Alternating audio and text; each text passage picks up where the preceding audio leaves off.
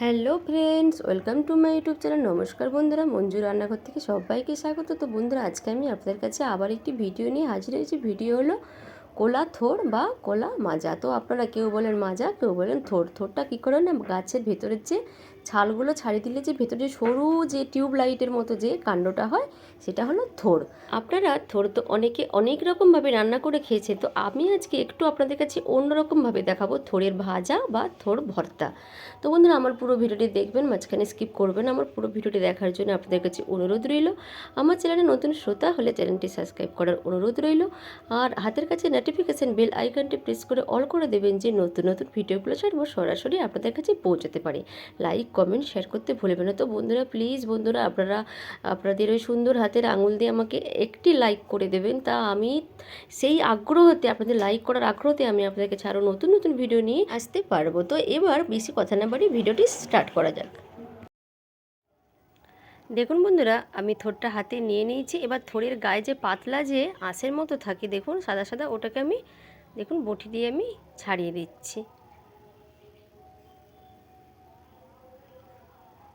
তো বন্ধুরা, এই থোড়টা কোথা থেকে হয় সেটা আপনারা ভালো করে জানেন। এটাকে কেউ বলে থোড় বা কেউ বলে মাজা। তো কলা গাছের ভেতরের যে ছালগুলো ছাড়িয়ে দেওয়ার পর ভেতরের যে কাণ্ডটা থাকে, সেটাকেই বলে থোড় বা মাজা। তো আমি এটাকে এইভাবে দেখুন ছাড়িয়ে নিয়েছি। তো বন্ধুরা, তো একটু থোড়ের ভেতরটা একটু লালচে ভাব কেন হয়ে গেছে, থোড়টা আমি 5-7 দিন আগে গাছটা আমি কেটে ফেলেছিলাম। তখন আমি মানে ভিডিওটা করতে আমি সুযোগ পাইনি, তার জন্য থোড়ের ভেতরটা একটু লালচে হয়ে গেছে। আপনারা যদি টাটকা টাটকা যদি কেটে এনে করেন, একদম ফ্রেশ সাদা হবে। তো দেখুন বন্ধুরা, আমি ওই যে আঙুলের দ্বারাই যে আঁশছে, দেখুন একটা ঠিক যেমন সেই মাকড়সার জালের মতো দেখুন থাকে, সেগুলোকে আমি আঙুলের মধ্যে জুড়িয়ে নিয়েছি। ওগুলো কিন্তু রাখবে না, ওগুলো কিন্তু বাজে লাগবে খেতে, মুখের মধ্যে জুড়িয়ে যাবে। সেরকমভাবে আমি যেভাবে ঠিক দেখাচ্ছি, আপনারা ওইভাবে ঠিক কেটে নেবেন। একেবারে ঝিরি ঝিরি ঝিরি ঝিরি করে, যতটা পারবেন ঝিরি ঝিরি করতে ততটা মানে সেভাবেই ঝিরি করবেন, তাতে থোড়টা মিশে যাবে খুব সুন্দর, আর ভাজাটা হবেও খুব সুন্দর।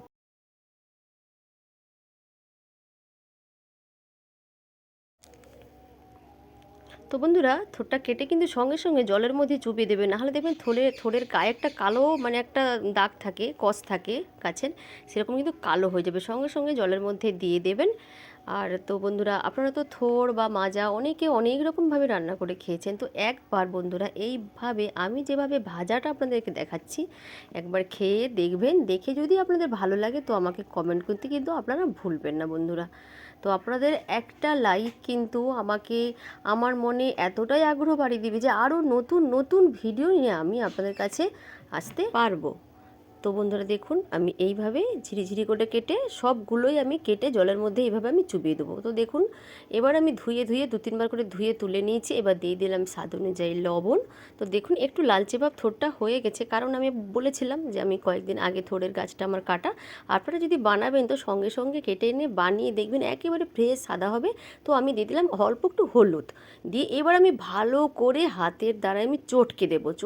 চটকালে দেখবেন ওটা এত সুন্দর নুন আর হলুদে মানে চটকে যাওয়ার পরে, চটকে নেওয়ার পরে এত সুন্দর মিশে যাবে, নরম হয়ে যাবে একেবারে। যতটা পারবেন আপনারা চটকে একবারে ভেঙে দেবেন থোড়টাকে। তো এবার আমি আধা ঘন্টার জন্যে থোড়টাকে আমি ঢাকা দিয়ে রেস্টে আমি রেখে দেবো। আধা ঘন্টার পর ফিরে আসছি আপনাদের কাছে আবার। বন্ধুরা, গ্যাস অন করে দিয়েছি, কড়াই বসিয়ে দিয়েছি। এবার আমি যে আধ ঘন্টার জন্য রেখে দিয়েছিলাম রেস্টে থোড়টাকে নুন হলুদ মাখিয়ে, সেই থোড়টাকে কিন্তু এর মধ্যে আমি, দেখুন থোড় থেকে কতটা জল বেরিয়েছে দেখুন। এই জলটাকে আমি চিপে চিপে এর মধ্যে আমি একটু সময় আমি গ্যাসের বাতিটাকে একেবারে লোতে রেখে আমি সেদ্ধ করে নেব। একটু সময়ের জন্য আমি ভাপিয়ে নেব। এতে আমি নুনও দেবো না, হলুদও দেবো না, পরে আমি এর স্বাদ টেস্ট বুঝে আমি তখন নুন অ্যাড করব।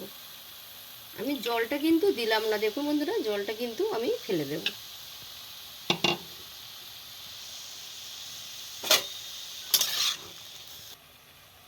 আমি ঢাকনা দিয়ে দিলাম। 5 থেকে 6 মিনিট হয়ে গেছে। এবার আমি ঢাকনাটা খুলে দিচ্ছি।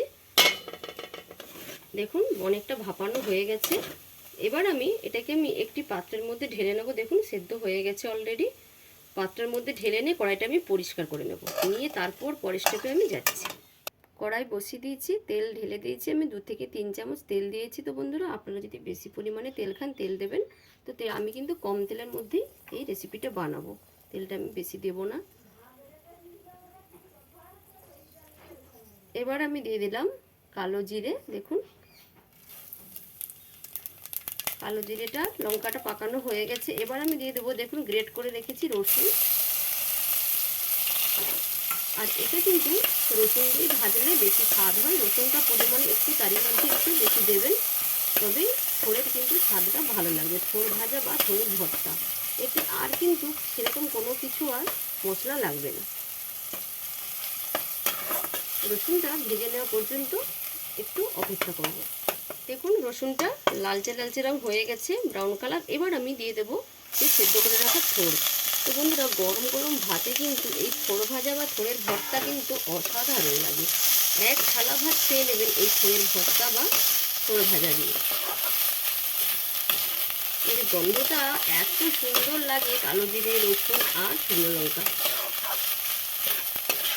এবার আমি গ্যাসের বাতি লো করে আমি ভাজতে থাকবো। তো বন্ধুরা আমি এটা সাদা তেলে করেছি, আপনারা যদি সর্ষের তেল খান সর্ষের তেলেও করতে পারেন, তো কোনো অসুবিধা নেই।